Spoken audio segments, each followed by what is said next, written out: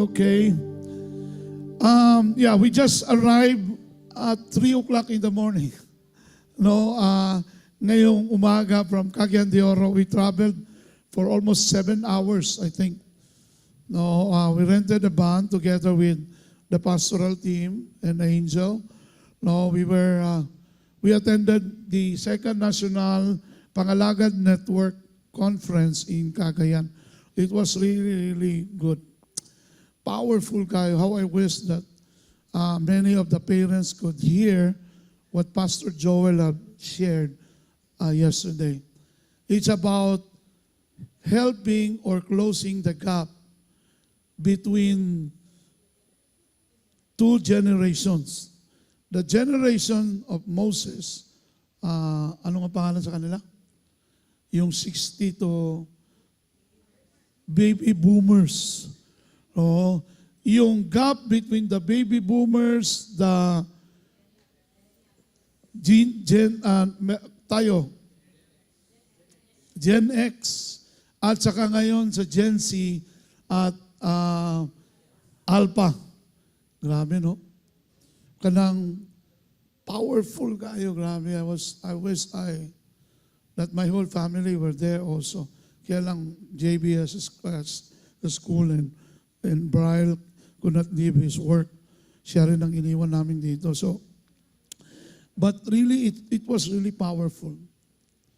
Karon kako kasabot nga nung dili pwede bulagon ang young people o mga tigulang. Sorry. Pastor, dahan-dahan ka. Makasakit ka ng damdamin. No? Dili pwede yun bulagon. Una, I attended the church. That was the biggest church here in Davao. Among ginasuggest na per service, kay we have 4 services during the time. No? Pinasuggest na mo kami mga workers, mga pastors, why not separate the young people? Per service, tanan young people. Dito, rak-rakan ginadya. No, grabe yun ang kwan. Grabe yun ang praise and worship. Pagka second service, medyo refined. But you know, our pastor during that time, he said, kapag iniwalay mo ang youth sa mga advance in years, di ba? Ang ganda. Kasama naman ako doon, advance in years. Matured. Mas lahi gano'ng utok ang Ateneo kaysa City High. So, matured. Oy, tagagang daw, taga-City High. Mga matured. No, dili mo pwede sila ihiwalay. Nga naman, sabi ng pastor namin, pag inihiwalay mo yan, yung service talagang piyesta, festive ang atmosphere. Pero pagdating sa second service, ang atmosphere niyan parang funeral service. Sabi ko, ganun ba ho? The youth can, the youth can give kanabang energy doon sa mga matured. So yun namang mga matured can always be there as fathers and mothers to the young ones. Noong una, hindi ko maintindihan yan eh. But yesterday, Pastor Joel was able to share it. Talagang ang ganda. Yun yung closing. Kami yung team sa umaga, sa hapon sila, Pastor Joel. Kami ni Tatay Hurley sa umaga. You know, the team of Pangalagad Network, it's about family legacy. One of these month before the year ends, I would like to compose a team that would share every week about legacy. Ang ganda. Itong legacy na ito yung papatay sa korupsyon ng Pilipinas. Ito yung legacy na ito na itatayo ng simbahan, na ika-campaign ng simbahan. Ito yung papatay sa lahat ng kababalaghan ng ginagawa ng demonyo sa buhay natin, sa pamilya natin, sa trabaho natin, at lalong-lalo na sa paglilingkod natin sa Diyos. I really love it. Sabi ko, Lord, ito na talaga yung season. Bago ka bumalik, the Lord will restore the hearts of the fathers to their children. and the children towards their fathers. And then the Lord will come. Because the Lord really wanted na walang maiwan. Sabihin mo sa katabi mo, hindi ako maiiwan. Sabihin mo, with all confidence. Kasi ikaw naman nagsalita niyan, parang nasa isip mo, malangit bagyog ko. At sabihin mo rin doon sa isang katabi mo, no? At ako rin. Oo. Hindi tayo magpapaiwan. Di ba? Sabi ko kay Tatay Hurley this morning, pasalamat siya, sabi niya, anak, maraming salamat sa pag-challenge kahapon. Sabi niya, hindi siguro si nanay. Sabi ko, tay, hindi si nanay nakasama sa lunch, si nanay Nelly. Sabi ko, hirap ba silang magbilang? So the Lord has blessed us so much. At yung sinabi ni Kim, totoo yun.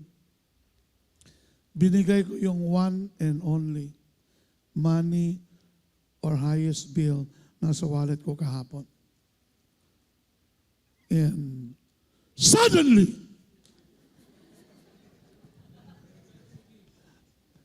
Iggy boy,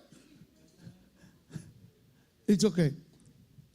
You know, suddenly, yung itinanim kong hindi yun peso, binalikan ako ng Lord. Umaapaw, siksik, at liglig. Sabihin mo lahat ng palakpak, lahat ng pumapalakpak at humihiyaw, ay siya ring makakatanggap ng siksik, liglig, at umaapaw. In Jesus' name. Hinahinay lang ko kay Moromag, naglutaw ko dari sa tubangan. I slept at 5 o'clock this morning. Okay, let's go over with what we have started last Sunday. Last Sunday, we have a topic entitled, Trust Heaven's Clock. Ano ibig sabihin nun? Kung meron tayong normal na clock dito sa mundo, ang langit meron din. Pero nakakaiba or kakaiba yung orasan sa langit. Kasi ang nagma-manage nun, nagko-control nun, Diyos mismo. Maring nag-set ka ng time, maring nag-set ka ng clock, no? Pero, yung clock na yun, for example, last Sunday, pinakita ko ang tawag nito, yung calendar. You set dates. Ito yung date na dapat bayad na ako rito. Ito, dapat wala na ito. Dapat may bahay na ako. Pagdating ko ng 25, dapat mayaman na ako. No, dapat may pera na ako. We always set dates. We love to plan. There's nothing wrong about planning. To plan is also divine. But our plan maybe is not His plan. Because He said in His word that my ways are always higher than your ways. And my thoughts is always higher than your thoughts. Because your thoughts is just limited. It's finite. Ibig sabihin, limitado lang siya. Kutob lang sa atong maisip. Mabitaw ningon siya, no, the Lord will give you even beyond what you have asked or think about. Ibig sabihin, grabe pag nag-bless si Lord. Ibig sabihin, kaya lang, you really have to understand that He has His own clock.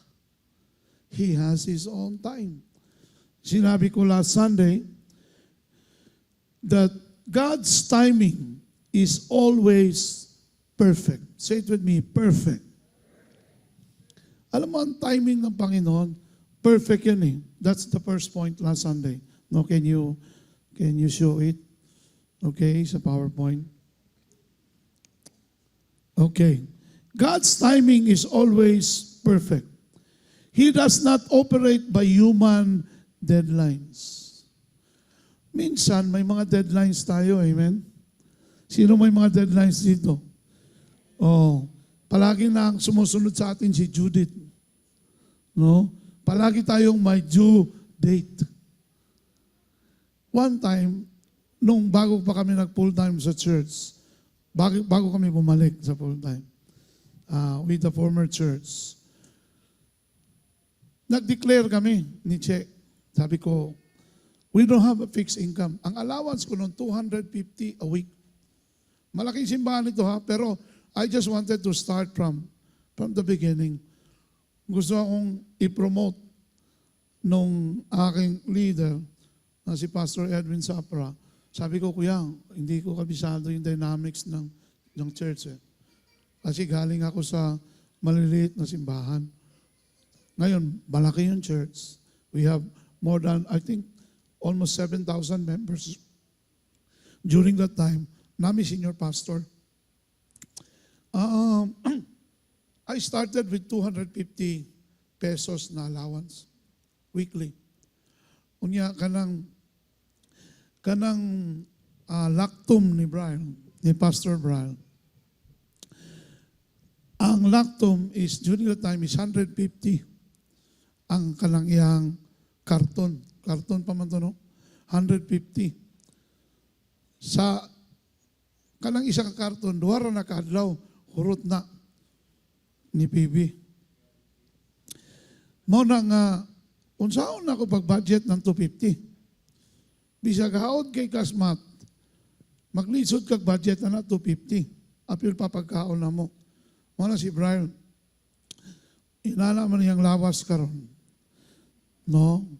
Kanang blessed kaayo siya today. But si Brian, kagahapon, when Pastor George shared about the pastor's kids, I really feel guilty because unaman ko yung anak nga nakaramdam yun o kapait sa kinabuhi when we started si Brildo. Katong gingon ni Pastor Joel gahapon, tanan to mga pastor's kids gahapon na pastor na po, gi-interview na yung mga panelists. Ingon sila, nanaad gid sila, nga dili gid sila mamastor. Kaya ang pastor, wa gyoy kwarta. Halos tanang pastor's kids, including Pastor Che. Kaya anak man siya pastor. Mao gyud na ang setback. Pastor, wa na ganay kwarta, awayon pas membro. Makapalit og bagong sapatos, may issue pa. Makapalit og bagong barong, issue na po. Mao nang nasa ilang mindset kani sila mga millennials. But you know, God is faithful. Sabi mo sa Diyos, you are faithful. Naiahon, naigapang namin si Brian. Walang sakit during that time, during that season. Na 250 lang ang allowance. Paboritong pagkaon ni Brian, noodles, isabaw's kanon, unya parisan og lansang nga numero 1. Kanang bulinaw ba? Bulinaw bitaw nga ani kagagmay. Iyan ang ibahog. Ay, grabe kay si Brian. Himsog si Brian, way sakit. During that season, it was just a season. Kaya yung dinadaanan mo ngayon, it is just a season. Sabi mo doon sa katabi mo, dadaan lang yan. Kung ano man ang meron ka ngayon, marami kang babayaran, marami kang mga challenges, sabihin mo sa katabi mo, dadaan lang yan. Pero ito, no, kuitaw, huwag kang tatambay. Kasi tayo mga Pilipino, mahilig tayo sa tambay-tambay eh. Okay lang ni, makakaon ka tulad sa iskadlaw, apites na ni. Kana nga itong okay, dili na okay sa Ginoo. Because God is a God of much more. You can ask anything from Him. Even the things that you cannot imagine. Yun yung promise ng Lord eh. Kaya lang, importante itong timing. No? For 6 months, nanirahan kami sa underground na bahay. Na wala kami ibang kasama. Kami lang 3. Minsan may bisita kami. Gibisita migbitin sa suod sa among balay. But we are happy serving God. Bit-bit namin yan si Brian. Monang, dili ko mo dawat ng excuse nga pag nakay anak, no, muhinay ang imong pagpangalagad sa Ginoo, dili na tinuod. Because during that time, mag-arkilami ka na bitong kuan, katong amoang ginasakyan nga murag pambot nga bitikon ni mo ba? Ya, mo na mong sakyan gikan sa Jempe Lakes paingon sa Assumption Church, and then we'll take a jeep. Ulan or walay ulan, we are at Cap Auditorium for that revival. Every Tuesday. How many of you have been there? No, naiuban sa inyo nga katong mga matured na. Di ba? Kauban ta totoo na. Grabe commitment. Baba na ako na si Brian. During that time, nag-gain weight si Brian. No, kay bugat man ang noodles o lansang mo. Kinakarga na ko lang sa'yo, matulog na. Kami ni Che, grabe, tatalon kami. Bit-bit namin yung anak namin. Babad sa presensya mo, babad sa iyong salita. Tulad ng isang usa na laging uhaw sa iyo. Totoo yun. Pag uhaw ka, hahanap ka ng paraan. Pag naay hunger sa imuhang kinabuhi, may tungod sa Ginoo, mangita gikag pamagi na makasimba, mangita gikag pamagi na maka-attend sa life group. Uhaw eh. Sino yon? Lahat ng uhaw sa umagang ito ay pagpalain ng Diyos. We have been promoting revival in Isan, in northeast of Thailand. In fact, I'll be leaving again on October. So, itong una na component o proponent ng revival is hunger. When you have hunger for God, you are desperate before God, you will do everything. Pasan-pasan mo na yung anak. No? Si Brian pa po ito atong gikarga, gikan sa Pasay, paingon sa atong gipuyan, bibugat na si Brian ato, dako na. Pero kabalo ka, hindi mo iisipin yung pagod. Bakit? Uhaw ka. Sabi mo doon sa mga uhaw. Sabi mo doon sa katabi mo, uhaw ka ba? Or okay lang imong kinabuhi. Muna pag okay imong kinabuhi, okay lang. Pag ulan, ay ulan man. Di lang tamanimba kay ulan. Ay gibalhin man sa hapon ang service. Okay na. Uro yung nibalik si Jesus sa hapon. Di apil kas mabilin. Mailanin mo ng tao nga dili uhaw o dili gutom. Panahon sa piyesta. Panahon sa oras ting kaon, magpadaplin ra na, muhala ra na. Di lang, una lang mo. Busog na. Pero ka ng uhaw o gutom, di ba? Makig-box out na dito ba? Kung basketball player na, makig-box out. Kung ang plato na, murag Mount Everest. Hindi mo gyapon mahurot. Pag uhaw ka, mapadali ang imong oras sa panalangin. Di man ini ha? When you are hungry for God, this clock will come quickly. Your time will come quickly. Let's go straight. He does not operate by human deadlines. Tinood yun eh. Naka-experience me, katong 250 lang ang mga allowance a week. Pero kalang 250, dakan ako na, ano man, nagsugod man ko sa hallelujah itong una, Ninong Andre. 50 pesos akong allowance a week. Oh, 50 pesos a week. Pero may mamaputo kay napa may piso busog. No, pisong kanon, pisong sudan, busog. Maumantaw mo ang kwan.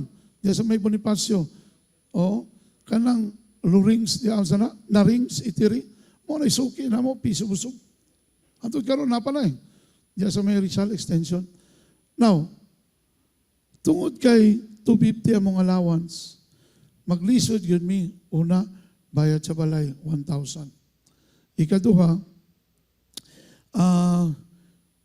kuryente. Kani, dili ni istoryang binutbot, witness ang ginawa ni. Ang among kuryente, niabot og 5 months. Pero wa na putol. Because God said, He does not operate by human deadlines. Pag abot na ko sa double night, niya na ko itong nasa teller ba, itong cashier dito. Ingon siya, pagtanaw niya sa muang ibigos ba, Sir, wa pa rin naputol?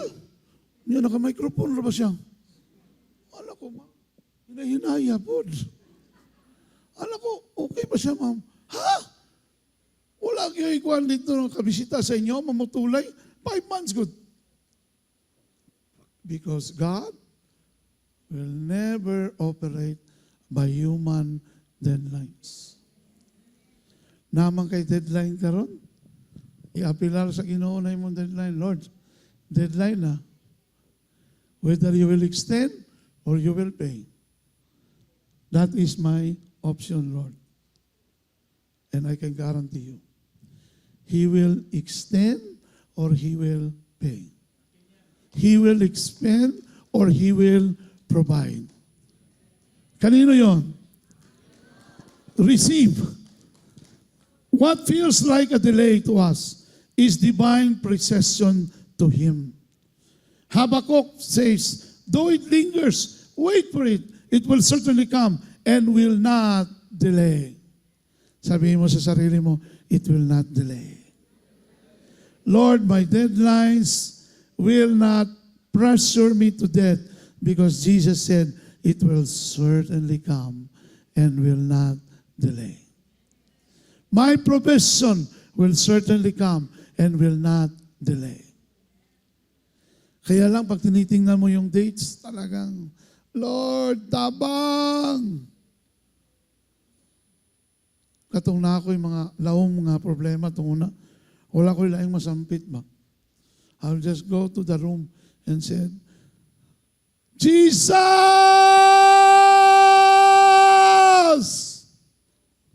Three times.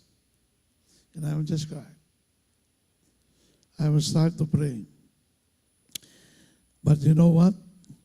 Usahay, kanabitang mag-ampo ka. Abi ni mo, para lang na sa imo ba?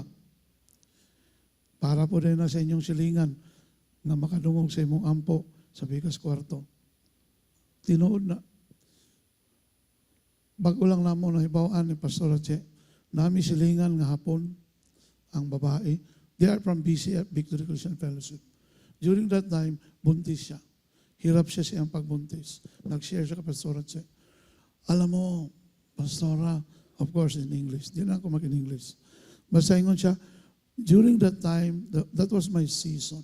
I was so down, I was so desperate, I was so discouraged because my husband travels very often because of the business of the company. Siya lang day isa dito sa iyang kwarto. And then gahilak siya. Pero madungog niya akong ampo sa pikas room. Kaya dikit raman ang amo ang apartment. Madungog daw niya. And then magpatugtog daw ko worship song. Grabe, magsige na siya hilak. Sabi niya, I just want you to know how your husband really ministered to me unintentionally. Muna ka na mag-ampo, bitaw ka. Kusigi gamay. Basig dahil na ay basuriro makadungog. Basig na ay mamaligyan isda nga makadungog. Di ba? Oo. Nasya tiyad na, grabing katawa o. Kato siya, wako ko nag-ampo nga makadungog sa imo. Pero intentional gito. Na ako siyang ipadawat sa Ginoo o akong gisiran may tungod sa pulong sa Ginoo. And now at the end na, just graduated from the encounter. Palakpakan natin ang Diyos. You don't know how God can use us. Just be open before God. Just allow God, Lord, ikaw bahala sa akong kinabuhi, Lord. Ikaw ang sinugdanan o ang katapusan sa akong kinabuhi. You're the author and the finisher of my faith. I don't know when this body will stop here on earth. Until when this faith will stop operating here on earth. Only you knows it, God. Ikaw lang yun, Lord, nakabalo. Number 2, trust in the waiting season. Dito tayo minsan sumasablay. Trust in the waiting season. Bakit? Kasi, yung mga sagot ng Diyos, minsan, may season of waiting. Just like a farmer. Hindi ka pwedeng magtanim ng durian ngayon, tapos next month, mag-ani na ka. Mag-harvest na ka. Limonsito, pwede. After ilang months ba yan, ang limonsito or kalamansi? 1 month lang. Mauna ka itong mga pastor, na nagsugod sa ministry, pinakasayon nga, alalay sa imong budget, ang limonsito. Ano kag limonsito after 1 month? Dayon. Kanya ka na pong kanang term, ginagamit na ako na as an allegory. Pwede ka mag-sideline, pwede ka mag-insurance, habang nagsugod kang pamastor, pwede ka mamaligyan na, di ba? Pwede ka mag-online selling, kaya nagsugod pa man ka, ang membro, pila man lang pabuok. Pero pag namunga na imong durian, ayaw na sige pamaligyag limonsito. Durian na po. Pero ang durian, grafted, I think 3 years, bubunga na, may ani na. Muna pinaka-latest karon. Dati 7 years, 8 years na. Karon 3 years. Pero maghulat yun ka, nag-season of waiting. Isaiah 40:31. But ito ang napakaganda ng ating Diyos. Pahulaton ka, pero habang kahulat ka, ligunon ka niya. Amen ba? Because those who wait on the Lord shall renew their strength. Tanan nga, patiently waiting, every day coming before God in prayer, in reading His Word, you will be strengthened by God Himself. Ligunon ka sa Ginoo, di ka mawadak paglaom. Ayaw lang adto sa mga tao, sa panahon sa waiting season, ayaw pag-adto sa mga negatrons. Ka ng mga negative na mga tao ba? Ay, kapalo kami, maupo na ang naitabo sa mga taon na, wala mangyapin na itabo. Ay, ito na, kanang ingon-ingon nila nga, 52 days, ay ito na, wala man na may tabo, gyapon, timanin, bawal may tabo. Bariha ka atong nag-ampo.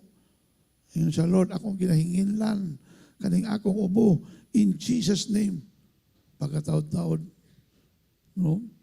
grabe naman yung kayang ubo. Na naman yung plema. Siya daan palagi ko, hindi dyan ko maayo. Our negative thought or thoughts will not bring us to the destiny that God has prepared for us. We have to believe in Him. While waiting, excited ka. Habang kahulat ka, wapod ka katambay, nakikinahimo. Lord, salamat, Ginoo, kay nga ako ang bagong sakyanan paparating. Di ba? Remember mo itong istorya sa pastor nga nagwasing siya sa iyang van? Nga walay van? Kada buntag, magwasing. Nga na bata nga sa tundo, hindi siya real story. Na bata nga nagdula ba? Sabi niya, huwag kayo dito. Baka matapon yung bola dito sa windshield ko, baka mabiyak yung windshield. Nalago niya mga anak sa sulod sa balay. Ma, ano na nangyari kay daddy? Parang nahihibang na siya. Ma, parang medyo maluwang na yung tornilyo ni daddy. Kausapin mo naman siya. But lo and behold, suddenly, After 6 months, merong bumisita sa church niya. Nakita yung ministry niya, nakita lang, hindi niya kilala. Binitbit lang na isang membro niya. At because of that, ibinili ng bagong Grandea van, Toyota van, sa Toyota mismo. Dahil excited sa paparating. Ikaw ba excited ka sa pinagpipray mo? Ikaw ba excited ka, Lord? Hindi mo nang gina-envision ba? One day. No? Pero kabalo ka, kung wakay buhaton, di ba? Magtunganga lang ka, wala kang siwan tamad, mahulog noon taning bayabas ba? Mag-imagine lang ka, wala may tabo. But if you will go to God and prove God that you are still believing, sabihin mo sa katabi mo, are you still believing? Ha? Na yung ibibigay, yung pinapangarap mo, ibibigay ng Diyos. I would like you to look at this picture. Diba? Tanan man ta, nga nag-drive, tanan ta, nag-agis karsada, makita man nato na, di ba? Ang red, wait. Ang yellow, prepare. And green, go.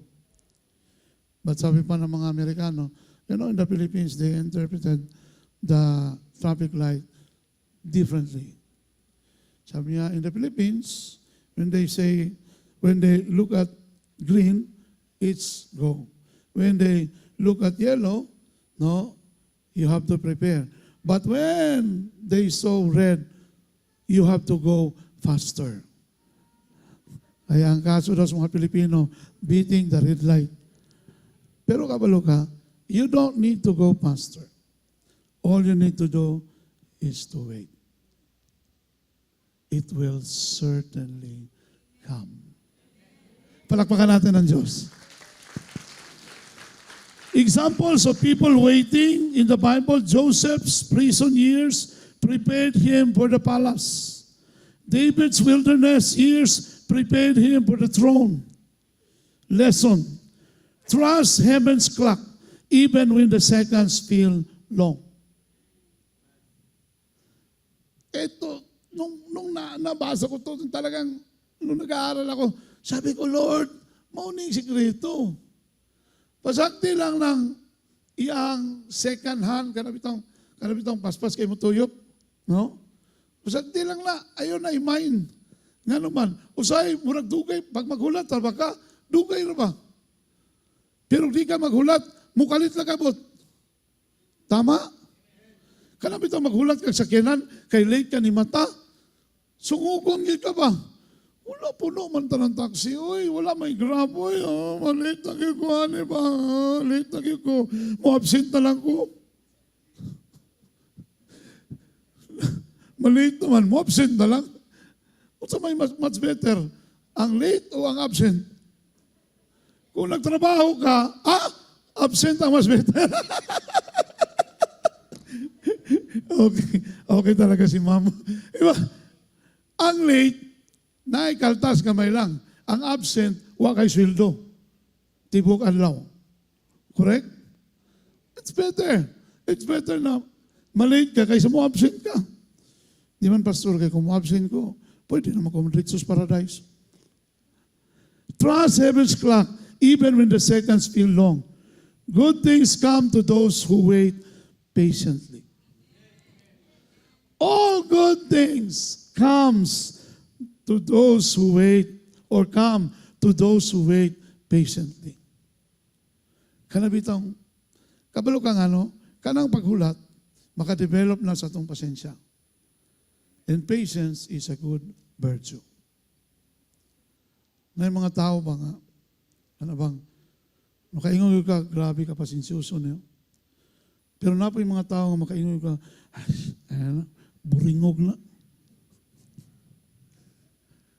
Dali ra na masuko, dali ra na ma-offend. Dali ra na mangluod.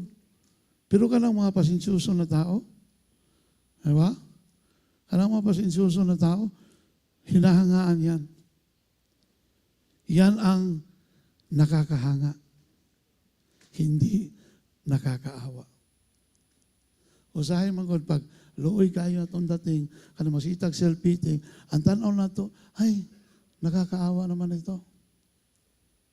Alin ba ang binibigyan ng value ng tao? Yung nakakaawa o nakakahanga? Bakit sila Martin Rivera, Gary Valenciano, pag nag-concert, ang mga tickets, Regine Velasquez, ang mga tickets, ang mamahal. Meron pa 100,000, 200,000. Bakit? Nakakahanga. Pero kung luoy kay ka, permanente ka na bitang, you play like you are always luoy. No ka na bang magpakita ka sa mga tao nga, el-kiki ka? Luoy ka ayaw ko? Nabito mi kansyaw sa mong amigo nga pastor, dilisin yung barong, uy, di na epekto lang magwali ka nga, murag anak kayo, niya pag simuton sa imong membro imong barong, murag baho pang agup-op. Ulo, para maluoy sila na ako. Walay po ta, makililimos, nga gitagaag 100,000. Pero kung ikaw ay nakakahanga, yung iyong paniniwala, yung iyong faith, no, the way you believe in God, nakakahanga ka. Ang unang hahanga sa iyo, yung Diyos. At hindi mo siya mapipigilan. I-release niya yan. Sinong excited sa release? Sino excited sa release? Lahat ng excited, tataas ang kamay. At sisigaw, Lord, thank you! Amen.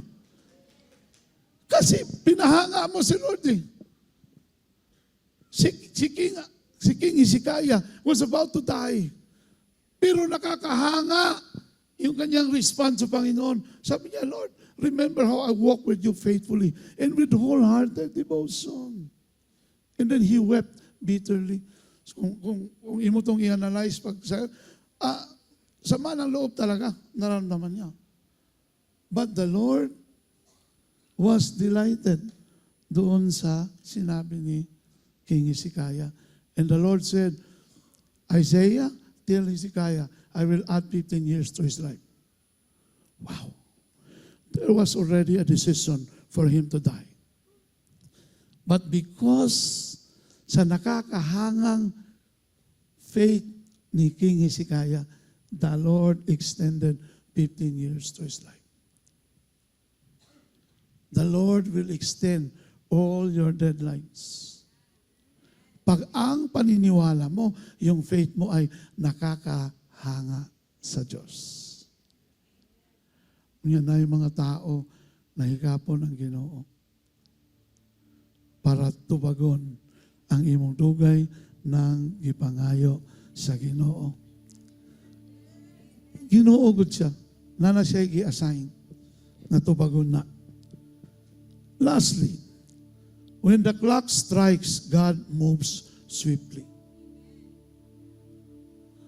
Pag ang Ginoo muhatag na go signal, go na sa iyaha, sinabi niya, I will make it happen quickly.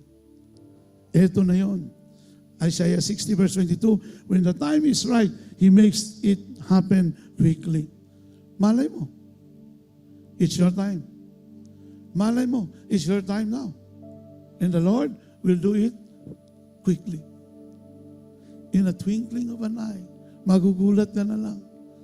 May darating na blessing ang Diyos sa buhay mo. At yung hiningi mo, mas higit pa doon ang ibibigay niya. Because it's your time. It's the clock that strikes to move God swiftly. God takes time to prepare, but to prepare us, but fulfillment can be sudden. Magugulat ka. Sabihin ko sa iyo, magugulat ka. Sabihin mo sa katabi mo, magugulat ka. Kaya kung na'y mangumusta sa imo, Maingon sila, "Uy, kumusta man ka?" Eto, enjoying the goodness of God in my life. Ayaw na si kiktuba ka ng, "Mau lagi bro, grabe pa, trabaho ba daw niya? Nga ka lang atong income ba? Nga ka rin lang, sakto sa atong pamilya ba? Napatay mga anak, bisyoso po kayo.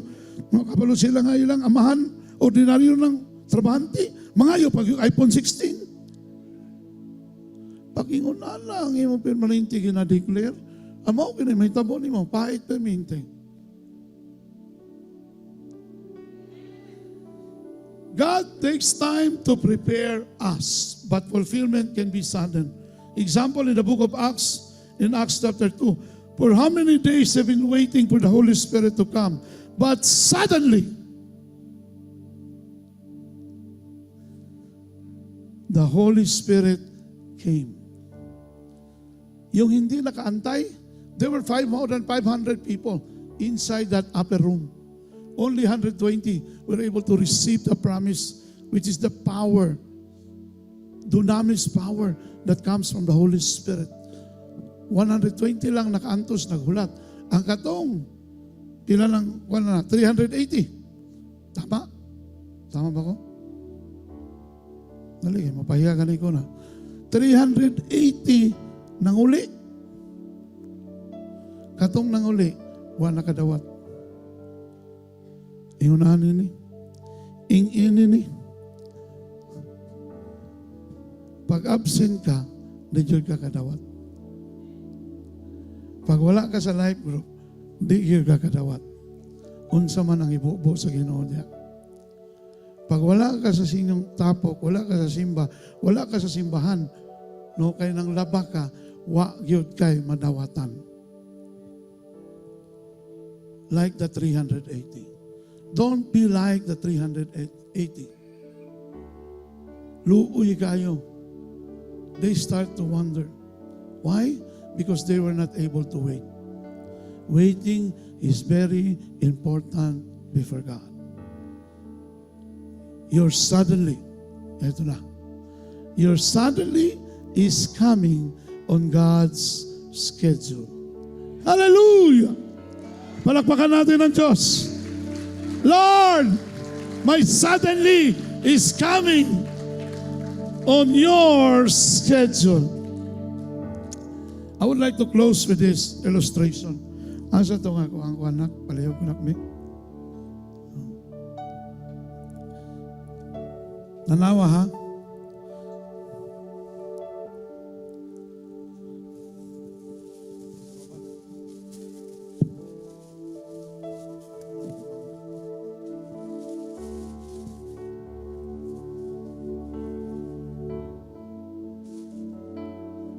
Okay.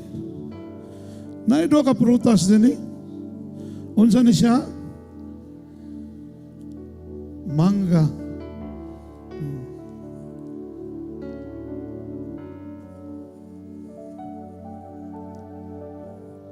Okay.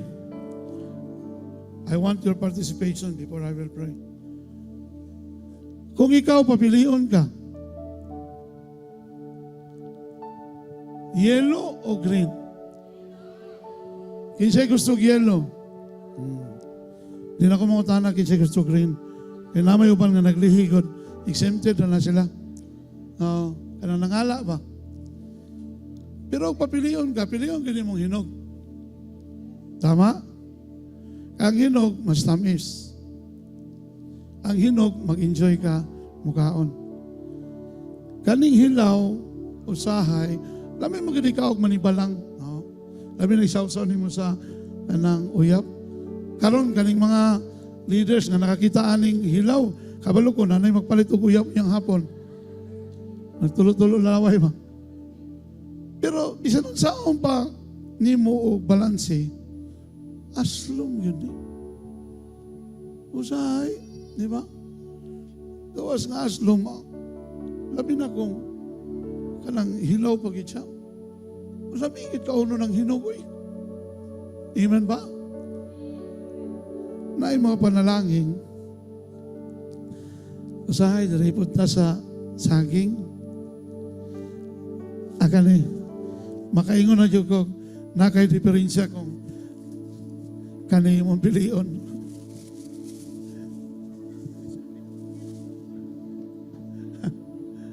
Kinsay gusto sa green? Ihatak na ko ninyo. Walay gusto ang green. Kinsay gusto yellow? Hinog sa puno, hindi hinog sa pilit. We would rather enjoy the ripe fruit in its season. Kasi hindi naman lahat nahihinog eh. There's always a season na magiging hinog yung prutas. Lalo na ngayon kadayawan, di ba? You know, if we take the blessing too early, bukos yun na ito pa. Pwede ko, buksong yun na ito. Bisa ko patay kakayahan mo, palitan na mo, palit kita. Kaya sila na malit na. Mangutang kita, mulon kita, para makapalit kag cellphone. Nakapalo pa ka cellphone, after pila ka months, anak, grabe ang depreciation. It's not a good investment. Ako lang, I'm blessed because I have a son. Na di niya gusto nga magmuka daw kawawa iyang tatay. So siya may nag-provide siya kong cellphone. If you will choose too early blessings, it's sour or hard. But in the right time, it's sweet and enjoyable. Itong kalaban mga ginato ni sa mga DDS ni yelo, pero pagabot sa prutas, pasayloan lang ko, mag-yelo lang sa iyo ko. Because it's sweet and enjoyable. I would like to say this. Blessings received too early can hurt us. Blessings in God's time are made beautiful. Because God said, God will make all things beautiful in His time. Kaya huwag ka masyadong malungkot. Kasi nandito ka ngayong umaga, ay gusto ko musimba, kay mga panalangin ko sa Ginoo. Walay issue ang panalangin, ang issue ang timing. Magsige ko dito sa Ginoo para tagaan ko sa Ginoo bana nga tarong. Wala issue sa bana, ihatag na sa Ginoo sa imo. Basta walang kagitawag sa Ginoo sa single blessedness. Ihatag na niya sa imo. Pero ang pangutana, karon na ba na ang takta? Karon na ba ang Kairos time or God's appointed time? Kasi kung imo nang ipugos, it will hurt you. Warning, it will hurt you. Kung i-manipulate nimo ang imong blessing, it can hurt you. Pero kung allow lang nimo ang Ginoo, wow, amia, oy. Di ba? Si Manoy o si Teacher Mel, na-hurt po ni sila itong una. Oh, pasensya na naka, wag ko ilaing kung kaila na rin nga pareha sa inyong istorya. Na-hurt po na sila itong una. Nagkaroon sila mga maling uyab. Kani, prangka-prangka na yun eh. Nagkamali sila. Oo.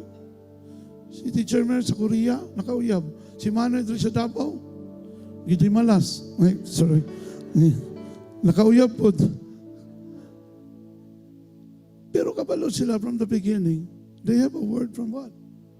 Kaya lang, because of his, status in life, that she wanted to honor her parents. Ano si Mama King, kabaloan na. Ni abroad town si Teacher Mer, upat ka, tuway ko tunga. Unya kay, katungan time si Manoy, dikit-dikit naman. Gimingaw si Teacher Mer. Karon pagabot sa Korea, na may kanawang si Manoy. Kanawang ba? O mas gwapo si Manoy? No? Nakauyab Teacher Mer. Pero umuing luhaan. Si Manoy pa nakauyab. Hindi lang ko mastorya kay basi matrending ko. both of them suffered in terrible pain. Pero nung dumating yung panahon na nagkasama silang muli dito sa church, bigla na lang lumapit sa akin, "That's, magpakasal namin ni Mel." Ha? Because God said, in the right time, I will do it quickly. Wala nila kang istorya. Ano mo, pag-uya po, dugay kay mga tiguang na mo. Ingon ako sila, let's believe God to provide for the wedding. And they are now blessed with 2 wonderful kids, Wayan and Winona. Palakpakan natin ang Diyos. Sa tanang naghulat, hulata lang yun ang Ginoo. Pwede man nga tama ng tao, pero mali ang timing. Baho na ba yun ang timing? Manimaho yun ang inyong relasyon kung what's timing. Pero kabalo ka, pag yan ay perfect Kairos time of God, you will feel it like a sweet and tasty mango or banana. It is enjoyable. How many of you here are willing to wait? How many of you here will say to the Lord, "Lord, I will not force the issue. I will depend on you to make it happen. I will not make it happen. I want you to make it happen in my life." Palakpakan natin ang Diyos. Because kapag ikaw ang gagawa, Lord, it is sweet and enjoyable. It is romantic, Lord God, and enjoyable. And it will last forever. Dahil ikaw lang, Lord, ang makapagbibigay ng forever.